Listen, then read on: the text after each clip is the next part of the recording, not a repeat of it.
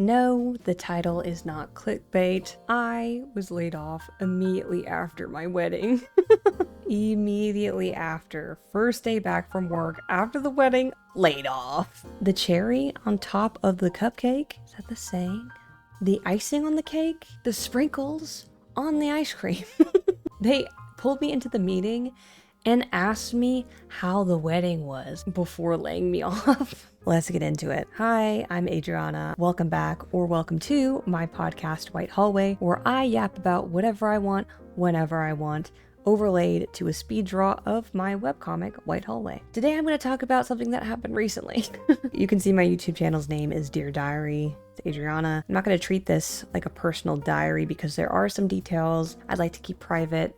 Number one, because I think everyone should be cautious of what they put out there in the world, especially on the internet. And number two, because there's some level of confidentiality, yes, that needs to be upheld for the job I was at. Oh man. Okay, so I went from having the best day of my life. The best day. Honestly, I could not have asked for a better wedding. It was perfect. I'll put some pictures in here. We had a Star Wars themed wedding. Star Wars is a huge part of our lives. It's a part of why my husband and I even became friends in the first place and something we connected on and we have a shared love for, obviously, to this day. We're still waiting on the official photography and videography of the day. I might post that here if I get permission from some folks. But it was honestly the perfect day. Very stressful day, very stressful weekend, let me tell you. I had planned the entire wedding. I didn't have a wedding planner. It was me. And it turned out perfect. But with that perfect day came with a lot of stress leading up to it, and emotions were very high that weekend. So I go from having an emotional high to coming back to work and nosediving into the ground. So just to kind of paint a picture, I am not anymore. I was a department lead, a department manager. My official title was studio manager, which was manager of the entire art department. And so I had like a whole team of people that reported below me, and I reported to our direct supervisor, who ended up handing me the news later on in the day that my role had been impacted by this restructuring. Where to begin? I find out the morning of my return to work that two of my direct reports, so two people on my team, had been laid off. I find this out directly from them. Call me crazy. Is that not is that not super irregular? Is that not insanely unprofessional? Not surprising though, because this has happened before where not only myself but other leads were not given any sort of heads up or were informed that not only people were going to get laid off, but people on our teams were going to get laid off. Specifically who. So I'm finding out directly from these two team members. I'm completely blindsided, and that sets the tone for the day. My sister was staying with us for the wedding, so we had to drop her off as well as one of the groomsmen to the airport to go back home because no one lives close to us. So we had to drop them off to the airport. I'm dealing with this information and also have a meeting scheduled with the rest of the leads in the company around the same time that I'm dropping everyone off. So I'm taking this meeting call in the car after I've already dropped everyone off, and instantly I'm met with our supervisor being like, "Oh, how was the wedding?" Hey dude. I was like, "Yeah, it was great. Unfortunate though to come back to this news." And he was like, "Yeah," he's all acting all solemn, like, "Yeah, unfortunate," as if he definitely knew the week before and just made the decision to not let any of us know that this was going to happen. So we're all in there at that point and we're discussing obviously the events that have transpired, and we're all just like, "Hey, can we have any additional context to who exactly got let go?" We find out it's about 50% of the company and that it's not over, that more layoffs are going to happen. And so of course that springs off a whole other heap of questions from not just myself but the other leads in that call. One of them being, well, who exactly is it going to be next? Our supervisor says he doesn't know. I'm sorry, I don't think that's true, but he said he doesn't know, and that basically he acted like he didn't know anything about anything. It was like, I am also a victim in this, you guys. I am also just as confused as you are. So we all leave that call pretty dissatisfied. But it's also nothing new. This is, part of the reason why I'll get more into this later. I have been actively searching for another job, even well before getting laid off. So about 2 to 3 hours after this meeting, I see a new meeting scheduled for myself, the supervisor, and HR. And I'm like, this is it. I'm giggling about it now because time has passed, so I can giggle. But at the time, it was very upsetting, obviously, to see that meeting scheduled. You know exactly what's going to happen. And yeah, I mean, what I thought was going to happen did happen. I call my husband over because we both work from home, and I say, I think I'm about to get laid off. He's like, what? No, that's not, there's no way. Maybe you're misunderstanding what this meeting could be. Maybe it could be something completely different. And I'm like, nah, I really think they're about to do this. Number one, because this has been a long time coming. I mean, the company just laid off 50% of the workforce. It's obviously not doing well. And that was very clear to me for a long time now. Additionally, I've been, I don't want to say butting heads. That feels too aggressive, but just disagreeing or pushing back against a lot of the decisions being made or things being said by the supervisor who was in that call with me. And I could just see the writing on this wall that this guy wanted to get rid of me. I can't get too deep into it, but just, I've been disagreeing with this guy a lot. Okay? And I've been pretty vocal about it, respectful, professional, but vocal. So I saw the writing on the wall. Get into the meeting and they're both there. First of all, they were chatting it up. I could tell, because I get in there and they're like mid-conversation. And I get in there and all of a sudden the mood shifts, right? Everyone takes on the persona of being very solemn and sad. And then they ask the question again. How was the wedding? Oh my God, how tone deaf can you be? Like, don't ask me about the wedding, dude. Just get to it. So I am, of course, very curt about it. I go, it was good.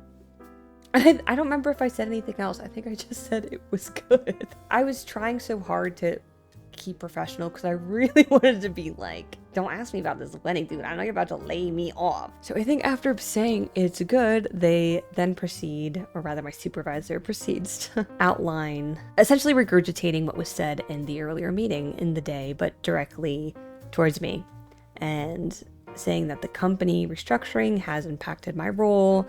The terms of my employment have changed, and essentially that I'm being laid off, effective immediately.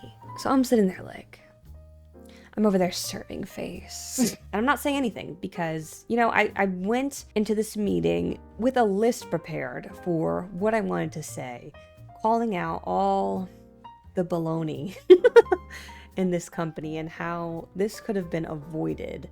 Not just for me, but everyone who was impacted. If some folks would listen and try to implement better processes and procedures, and there's so many steps that could have been taken, and to just express my frustration with the company and specifically the supervisor in question. And then I got in there and I just ready to be done with it. And then once they officially let me know that I was being laid off, that's when I completely was like, I'm done. Clearly, I'm done. I'm being laid off. But also just emotionally, I'm done investing any more energy into this company right now. Completely cut off. The best way I can describe it is just anti-human. There was no relatability from my supervisor. It was such like corpo speech. It was so robotic, and not just the manner of speaking, but what was being said. This is someone I had known for almost 3 years, and I was being talked to like just another cog in the machine. Yeah, I don't know. I think that aspect of it contributed to why I felt so just bad about it. Because again, getting laid off sucks, period. But I think that's an added factor to why it sucks, because there's just no humanity in it. Not just because, hey, you're throwing me into a position, you're turning my world upside down right now, basically. But you're also talking to me like we're not two human beings and something drastic isn't happening to me right now. It's just very, I don't know. I didn't like that. And it was a feeling of both sorrow and relief. Sorrow because it's never fun to be laid off, right? But also I'd invested a lot of time and effort into this company, almost 3 years of my life, that I am grateful for in terms of professional development, but also it's a shame that this is how this ended. I knew as far as a year ago that I had reached my professional ceiling at this place, but I still held on to hope, that we could turn things around, that things get better, and just every time we had the opportunity to put forth the effort to turn things around, it was shot down by upper management. The relief was finally being done with it, finally having that definitive cut of the cord. You no longer work here. It was also just like an emotional roller coaster coming off from the wedding. Holy moly, like talk about again, emotional highs to emotional lows. I expected to be more emotional though over something like getting laid off. Actually, the better part at the beginning of this year was full of anxiety about this sort of outcome. Like I was stressing about health and this. I didn't like even entertaining the idea of, oh, I could be unemployed, because I have a lot of financial anxiety. I'm also a big control freak, so the idea of having to pull my hands back and no longer have control terrifies me in any shape or form, but specifically with money, I think that would scare anyone. And so the better part of this year was full of anxiety and fear. And so I thought, if I got laid off, I would be a mess. I'd be a wreck. And it's so interesting how the timing aligned on this, and I'll talk more about this soon. Recently, I just came to the conclusion of I need to let go. Not just like, oh, I need to let go of caring for this job. No, I need to let go of caring, or rather stressing about whether or not I'll have or keep this job. I need to stop stressing about where money is going to come from or how I'm going to get to so-and-so goal. There's a difference between planning, acting, and just stressing. Stressing does nothing. I think stress does call attention to, hey, you care about this thing clearly. It evokes a strong emotional response, but it doesn't help me or anyone else beyond that. So I told myself, I just need to let this go. And for the most part, recently, I want to say like 2 weeks before getting married, I was just like, let go, let God. Let go, let God. It's so funny that the moment I do that is when I get laid off. Honestly, I'm really grateful for that, because even though I was very sad that it happened, I wasn't broken. I was broken up about it, which, I'm grateful for. After I ended the call, or they ended, I don't know. The call was ended. I called my husband over. I'm like, it happened. I was laid off. We sat down together. We discussed, what this means for us, our plans, including plans for the honeymoon we intended to take in December, and how this impacts everything in our lives. I picked him good. He was comforting me, telling me everything's gonna be okay. We're gonna do what we gotta do. We have a great support system.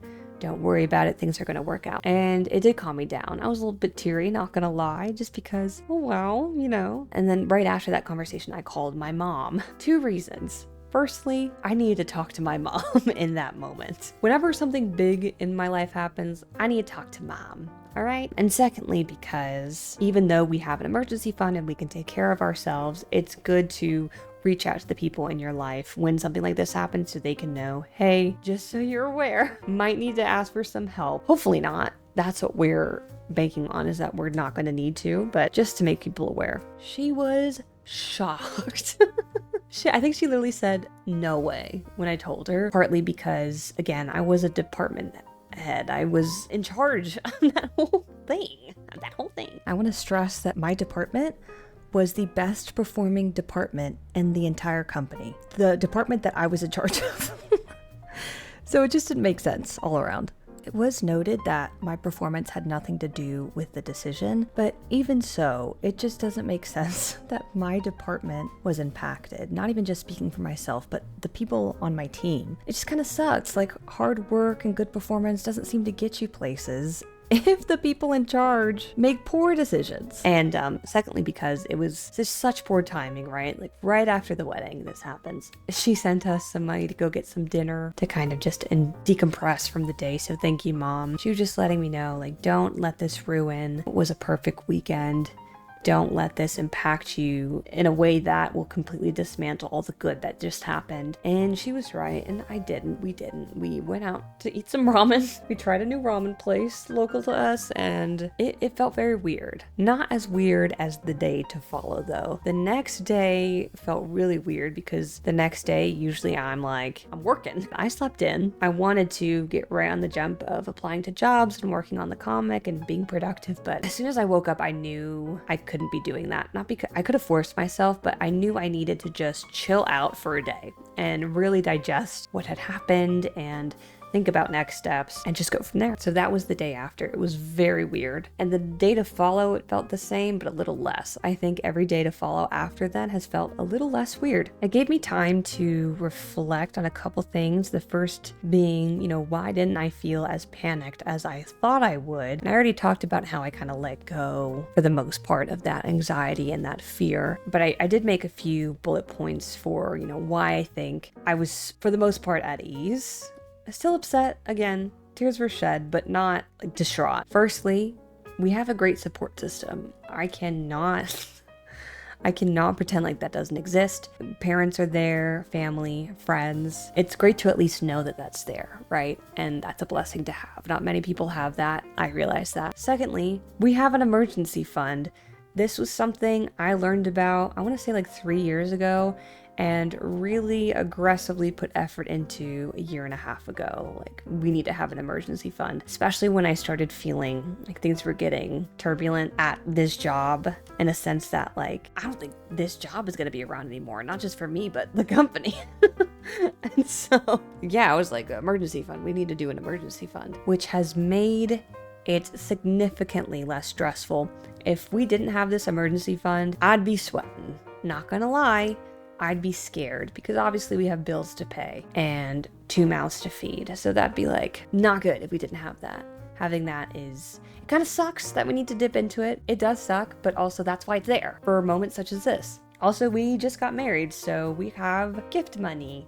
Woohoo! It's a huge bummer that we're needing to use this for things like groceries when the original intention was to put the money we received from the wedding or any gifts received directly towards our honeymoon. Again, we're going to go to Japan for basically a month in December, and that has been postponed, as well as we're going to need to save up additionally for it to kind of replace the gifts we received. We still have a good chunk of it left, but again, I don't know how long I'll be unemployed. So just trying to microdose how that's spent.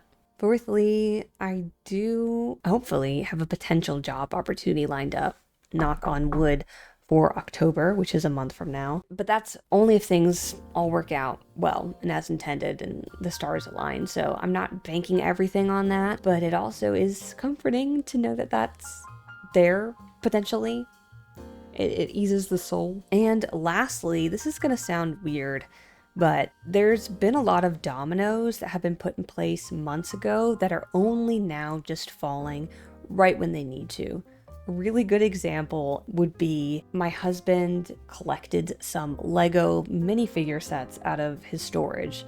We have no use for these, so instantly we were like, all right, let's list them on eBay, see if anyone is interested in them, and then we can kind of go from there in terms of pricing what these look like on the Lego market. And I completely forgot that we had listed them, and I kid you not, all of a sudden, a week ago, well, I want to say a week before our wedding, just about, someone reached out to buy them. Not only that, the same person reached out again to buy a few others. Shout out to Mikey on eBay. This is really lined up exactly how it needed to. We do need, obviously, that money, and it's kind of wild how that lined up. Also, once again, I was applying to jobs while employed just because, I was ready to move on and not really hearing back from a lot of them. I've been aggressively applying since being laid off, and I'm hearing back from these folks. If you are in today's market at all, you know that this job market is abysmal.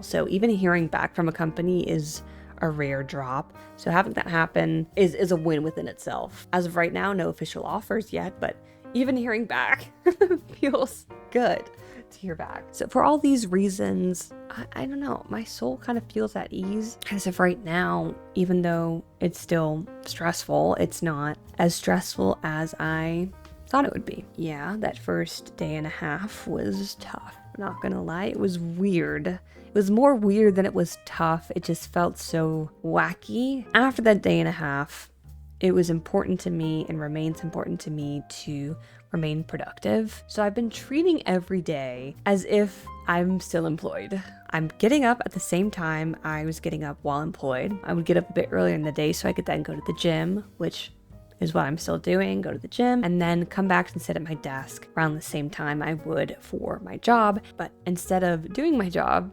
obviously, I'm working on my own stuff.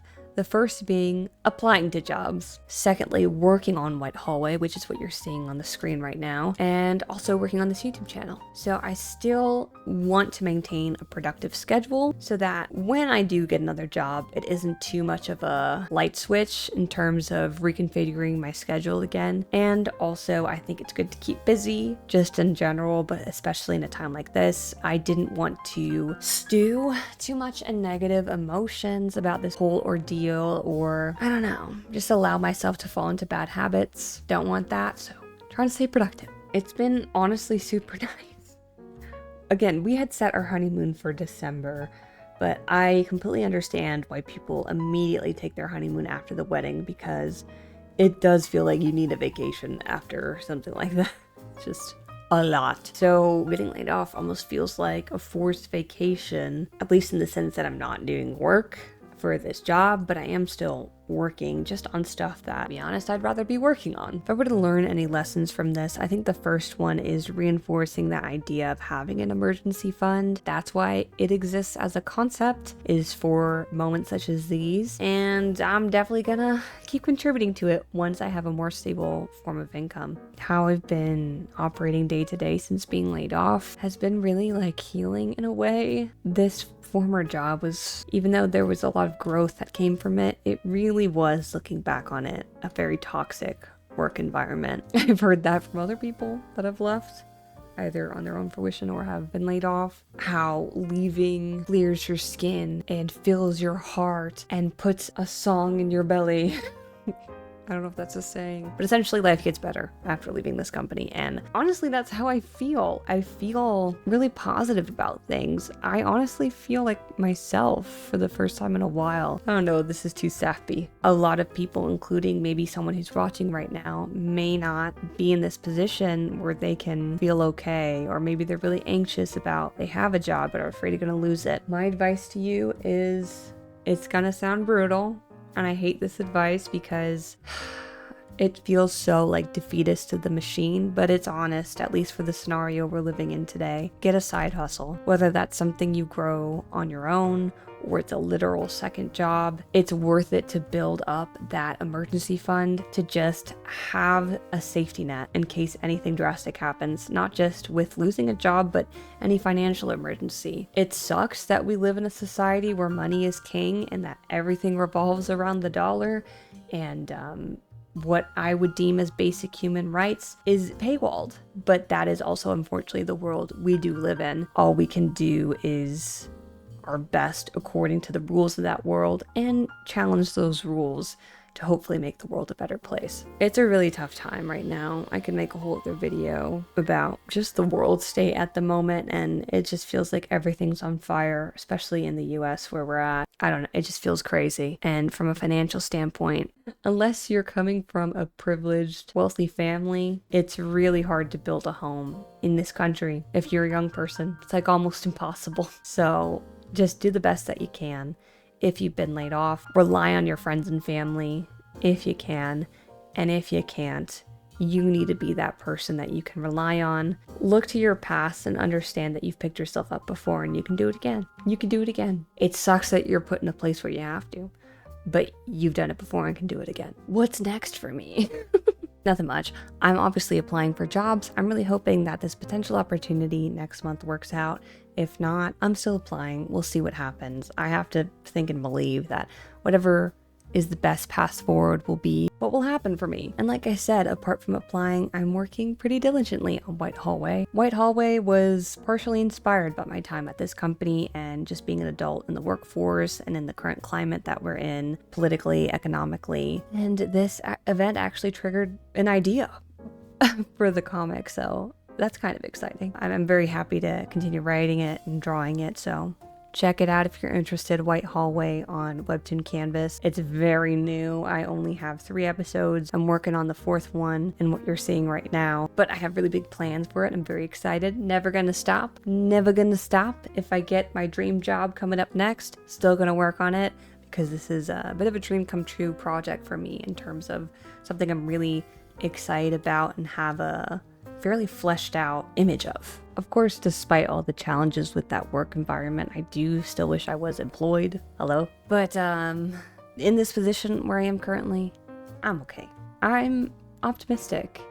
Despite the world being on fire, at least for us in our life and where we go next, in our marriage and what we end up doing, I feel confident that we're gonna be okay. And I hope everyone can find that place. Even when things don't look okay, that it's okay. The ending felt a little abrupt, so I'm recording this after the fact. Just a personal philosophy. I think if you're getting paid for something, you should be doing your very best, but also should be doing what you're being paid for and nothing more, unless there's any sort of incentive to do some more. Because yeah, I've already been burned a few times like this, where you give something your all, and because of the decisions of other people, what you give doesn't really matter in the end. And I've seen that happen to other people too, and it's just really unfortunate. Please go ahead and check out my comic, White Hallway, on Webtoon Canvas, linked below. If you like this video, please like and subscribe, and leave a comment below if you are either facing a similar situation or know someone who's unfortunately run into the same, do I call it an issue? I don't know. Situation. The same deal, okay? Thanks for watching. Hope to see you next time. Bye.